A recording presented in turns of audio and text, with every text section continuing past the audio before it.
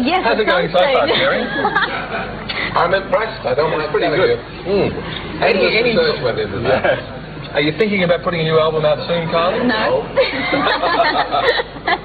Films? Anything coming up on the film front? No, nothing. I'm just Would concerned you like with to get into a live show? Is there anything you'd really like to do? Because now's the time to discuss it. For God's sake, Kylie. No, I don't have an album up. I have a video of the concert I did in... Oh, the concert, that's right. Yes, you knew it was something... That's right, it's the concert that's coming up on the 7 Network. That's right. In Dublin. Why did you choose to do a concert in Dublin?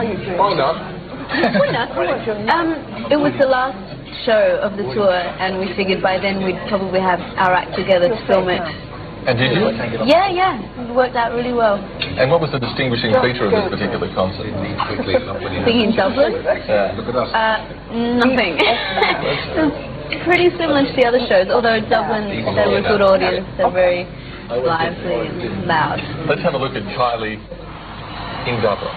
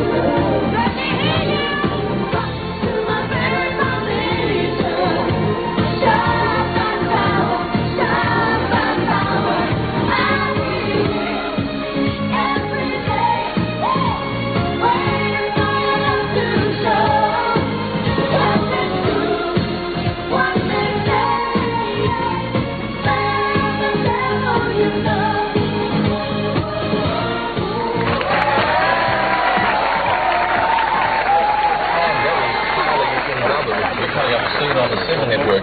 Terry, I'm sorry, what did you think of Kylie's clip? You might not interrupt me. I'm renewing acquaintance with a very distinguished actress with whom I have worked on many a time and oft on the television. It ill becomes you, an interloper from the Antipodes. Come along. A sticky nose in the middle of our asparagus. I apologise. And incidentally, one of the disadvantages of doing this in the first place is nobody can get a square meal, can they? We're trying to eat when we're off camera. The man over there has hardly got a piece of lettuce in his mouth. You're not doing a bad job, though, I must I'm eating say. away like a savage here, yeah. It's Kylie, for goodness sake. You've been talking to her so much. She's got cold. I'm being sneaky. I am doing it in the commercial breaks. Are you a big eater, Kylie? I am. I eat loads. Because you're not a big girl. No, I'm not a How much big... do you weigh, if that's not a rude question? Is that a rude question, Joe? In the Ritz. Can I ask a question like that in the Ritz? Thank you, Terry. This is the Marie Antoinette room, you know. What? And look what happened to her. Exactly. Some of the costumes you were wearing in that clip were pretty risque. Yeah, I had them designed by an English designer called John Galliano, and he's quite outrageous, so I thought he would be good. Was it a conscious change of image to get into the risque? Yeah. What was the thinking behind it? Do you sit down one night and say, I'm sick of the...